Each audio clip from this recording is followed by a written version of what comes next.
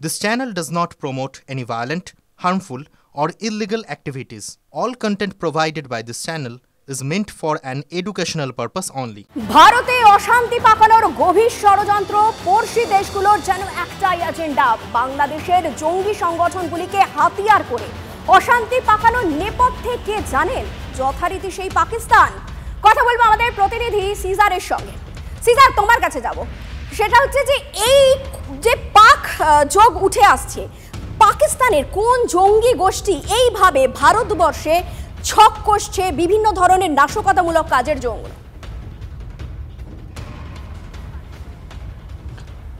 দেখো, যত সময় যাচ্ছে আনসারুল বাংলা টিমের সদস্যদের জিজ্ঞাসাবাদ করে এই পাকিস্তানের সঙ্গে বাংলাদেশের বিভিন্ন জঙ্গি গোষ্ঠীর জোরালো একটা যোগাযোগ উঠে আসছে।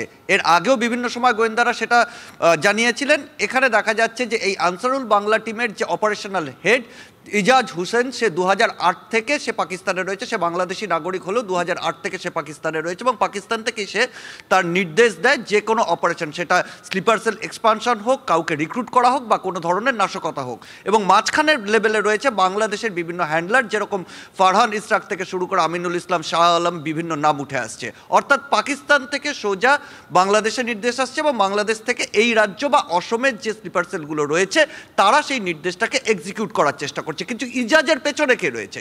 ইজাজ একদিকে যেমন পাকিস্তানে বসে রয়েছে, গোয়েন্দারা দাবি করছেন ইজাজের পেছনের মাস্টার মাইন্ড বা মস্তিষ্ক হিসেবে কাজ করছে পাক গুপ্তচর সংস্থা আইএসআই এবং পাকিস্তানের যে আল কায়দাপন্থী যে সংগঠন, জঙ্গি সংগঠনগুলো রয়েছে, মূলত আকিস, আল কায়দা ইন সাবকন্টিনেন্ট, সেই সংগঠন। অর্থাৎ সামগ্রিকভাবে পাকিস্তান এবং বাংলাদেশের এই সমন্বয়কে দিয়েই কিন্তু কোথাও ভারতে অশান্তি পাকানো বা নাশকতার চেষ্টা চালানো হচ্ছে, এমনটাই গোয়েন্দারা দাবি করছেন।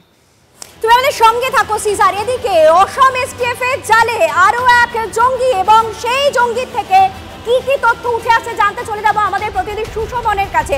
সুশোভন, তোমার কাছ থেকে জানতে চাইবো যে যে জঙ্গি ধরা পড়েছে তার থেকে কি কি তথ্য উঠে আসছে? দেখো, সাইনুর ইসলামের কাছে যেমন আধার কার্ড, পাসপোর্ট, ভোটার কার্ড এগুলো পাওয়া গেছে, বেশ কিছু জিহাদি বই পাওয়া গেছে। আর অসম এসটিএফ তাদের কাছে এই অভিযুক্ত যথেষ্ট গুরুত্বপূর্ণ, তার কারণ আনসারুল্লাহ বাংলা টিমের এখনও পর্যন্ত 11 জন গ্রেপ্তার হলো এবং তাদের থেকেই যে কন্ট্যাক্টগুলো পাওয়া গেছিলো, যে একেবারে যোগাযোগ কাদের কাদের সঙ্গে রেখেছিল পাওয়া গেছিলো, সেটা হলো এই ব্যক্তি। এবং যেটা তদন্তকারীদের সবথেকে বিষয় ভাবাচ্ছে যে এই যে সাইদুল ইসলাম, সে বান্ধবপাড়া থেকে গ্রেপ্তার হলেও সে কিন্তু সেখানে ছিল না, সে কিন্তু পালিয়ে গেছিল। হঠাৎ করে সে কেন আবার সেখানে ফিরে এলো? অর্থাৎ তার যে পরিকল্পনা ছিল, সেই পরিকল্পনা কী ছিল এবং সে এতদিন কোথায় ছিল? যখন বেশ অনেকে গা ঢাকা দিয়ে রয়েছে তাদের টিমের, এ কেন আবার নিজের জায়গায় ফিরে এলো? আর সেইটাই গোপন সূত্রে খবর পেয়ে অসম এসটিএফ সেখানে পৌঁছায় এবং তাকে গ্রেপ্তার করে। এবং তদন্তকারীরা মনে করছেন যে তাকে জিজ্ঞাসাবাদ করে আরও বেশ কিছু কন্ট্যাক্ট পাওয়া যাবে, যেখান থেকে এই যে অসম এসটিএফের যে প্রঘাত যে অপারেশন চলছে সেখান থেকে কিন্তু আরও বেশ কিছু তথ্য পাওয়া যাবে, বেশ কিছু ব্যক্তিকে পাওয়া যাবে যে তাদের কি পরিকল্পনা রয়েছে এবং তাদের মধ্যে আর কাদের কাদের সঙ্গে যোগাযোগ রয়েছে সেইগুলো। এবং যেখানে মোবাইল ফোন এবং তার সঙ্গে তার যে রিক্রুট যে দায়িত্ব ছিল, সেই যে বিষয়গুলো, সেগুলো কিন্তু গুরুত্বপূর্ণ, যেখান থেকে এই তথ্যগুলো পাওয়া যেতে পারে। এবং এখনো পর্যন্ত 11 জনকে গ্রেপ্তার করা হয়েছে। চয়নিকা, তুমি আমাদের সঙ্গে থাকো সুশোভন। এবং যে তথ্য সামনে আসছে, অর্থাৎ আনসারুল্লাহ টিমের যে অ্যাক্টিভিটি, তা কিন্তু ঘুম ছুটিয়েছে ভারতীয় গোয়েন্দাদের। সাত রাটি ছাড়া আরও এক আনসারুল্লাহ নেতার আধার কিন্তু তৈরি হয়েছে এই বাংলাতে। সাইফুল ইসলাম ওরফে হারুন রশিদের আধার তৈরি হচ্ছে এ রাজ্যে। আনসারুল্লাহ বাংলা টিমের প্রথম সারির নেতা সাইফুল ইসলাম মুর্শিদাবাদ হয়ে ভারতে ঢোকে সাইফুল। সাদ ও তার সহযোগীদের মাধ্যমে তৈরি করে ভারতীয় আধার। অসমের বরপেটায় মাদ্রাসায় পড়াতো এই সাইফুল। আরবি শিক্ষক পরিচয়ের আড়ালে চলত জঙ্গি মডিউলের কাজ। বরপেটা এবং গোয়ালপাড়ায় মডিউল তৈরি করে সাইফুল। 2022 সালে ধরা পড়ে সাইফুল এবং তার সঙ্গীরা। সাত এবং বাকি জঙ্গিদের জেরা করে মিলেছে নতুন তথ্য। অসমে ধৃত জঙ্গিদের সঙ্গে সরাসরি যোগ রয়েছে সাইফুল মডিউলের। ধৃতদের থেকে পাওয়া নথি থেকেও মিলেছে আরও সব নতুন তথ্য। সাইফুলের ভুয়ো আধার কার্ড নিয়ে আদালতের রিপোর্ট দিয়েছে এনআইএ।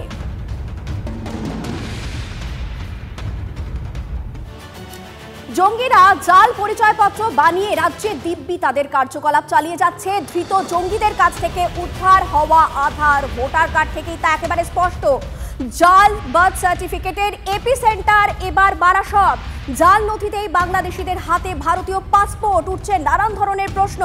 আমরা চলে যাব আমাদের প্রতিনিধি দীপঙ্করের কাছে। দীপঙ্কর, এক্ষেত্রে পুরসভার কি ভূমিকা, কি করে এইভাবে বার্থ সার্টিফিকেট ইস্যু হচ্ছে?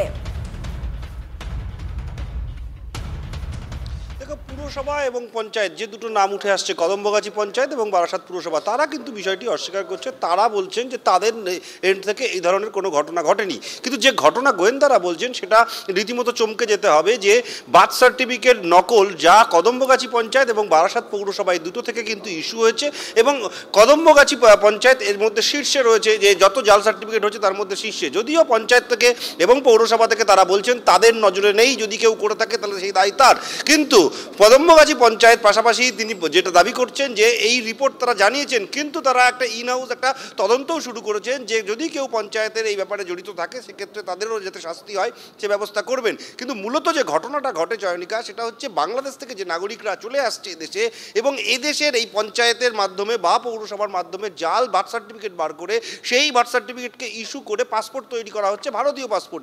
এইভাবে তারা বিভিন্ন জায়গায় ছড়িয়ে যাচ্ছে এবং তারপর নাশকতামূলকের যে ঘটনা তুমি বলছো সেই ধরনের ঘটনা ঘটছে। এই তদন্ত করতেই কিন্তু গোয়েন্দারা শুরু করেছে। তুমি জানো যে বারাসাত থেকে সমরেশ এবং মোক্তার আলম এরা দুজন গ্রেপ্তার হয়েছে এবং তার পরিপ্রেক্ষিতে কিন্তু এই তথ্যগুলো উঠে আসছে। যেমন কদমবগাছি পঞ্চায়েতের নাম আসছে, তেমন বারাসাত পৌরসভার নাম আসছে। এই দুটো জায়গাতেই কিন্তু প্রচুর পরিমাণে জাল সার্টিফিকেট ইস্যু হয়েছে। যদিও পৌরসভা কিংবা পঞ্চায়েত তারা প্রত্যেকেই অস্বীকার করছেন। তারা বলছেন যে এই গোটা ঘটনা ঘটেনি। দীপঙ্কর, তুমি আমাদের সঙ্গে থাকো। এ বিষয়ে কি বলছেন কদমবগাছি পঞ্চায়েত প্রধান, আপনাদের শোনাবো। সম্পূর্ণই ভুয়ো, যে নামটা আমাদের কদমগাছির পঞ্চায়েতের থেকে নিচ্ছে, কিন্তু আসলে পঞ্চায়েতের এগুলো নয়, ওগুলো বাইরের থেকে অন্য কেউ হয়তো করেছে।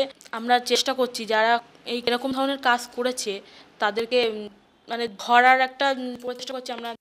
শীতের সকাল, আলমোড়া ভেঙে সবে উঠেছেন, দুয়ারে পোড়া দেহ। শীতকালে যেখানে লোকজন পিকনিক করতে আসেন সেখানেই দেখা গেল মহিলার অর্ধদগ্ধ দেহ। পোড়া দেহ দেখে শিউরে ওঠেন চাঁচলের মালতীপুর কালীবাড়ি এলাকার মানুষ।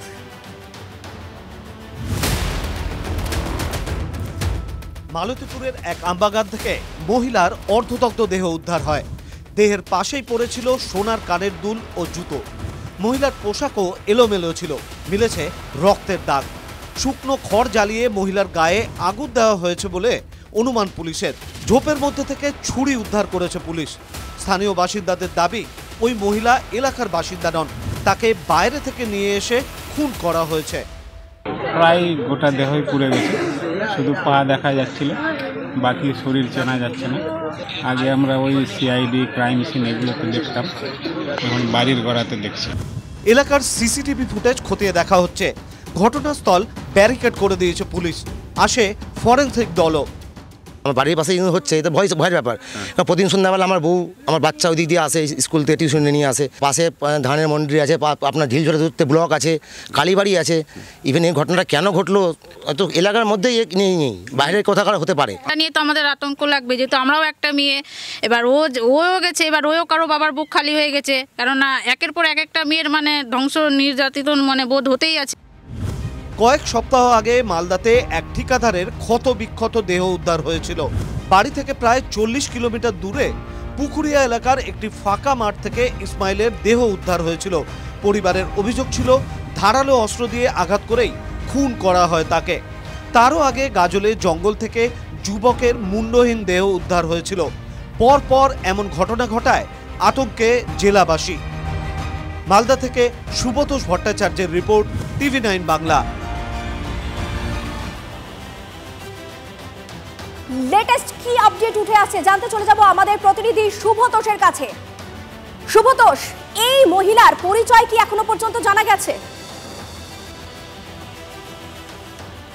না দেখো, এখনো পর্যন্ত পরিচয় পাওয়া যায়নি, তবে কোমর বেঁধে কিন্তু পুলিশ নেমে পড়েছে। এই যে এত রাতে আমি সেই আমবাগানের মধ্যেই রয়েছি, পুলিশ কর্ডন করে রেখেছে এই পুরো এলাকাটা এবং ওপরে আলোর ব্যবস্থা করা হয়েছে যাতে আশেপাশে কেউ না আসতে পারে এবং তারা তদন্ত করতে পারেন। এবং এই মুহূর্তে অ্যাডিশনাল এসপি সহ পুলিশের অন্যান্য আধিকারিকরা এই মুহূর্তে রয়েছেন এবং তারা কিন্তু পুরো বিষয়টাকে তদন্ত করছেন। একটু আগে পর্যন্ত পুরো আমবাগান এলাকা ঝোপঝাড় জঙ্গল তন্ন করে মানে খোঁজা হয়েছে, তল্লাশি চালানো হয়েছে যাতে কোনো ক্লু পাওয়া যায়।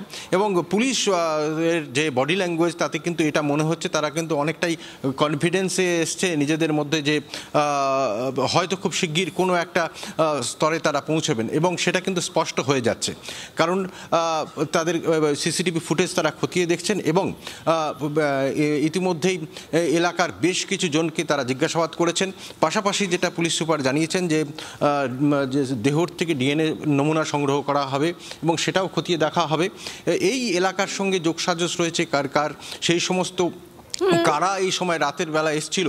কারণ তোমাকে বলি যে আজ সকালেও যখন আমরা মানে এই এলাকার লোকজন দেখে, তখনও কিন্তু আগুন জ্বলছিল, এবং এই রাস্তা দিয়ে কিন্তু নিয়মিত অনেক রাত পর্যন্তই মানুষের যাতায়াত আছে।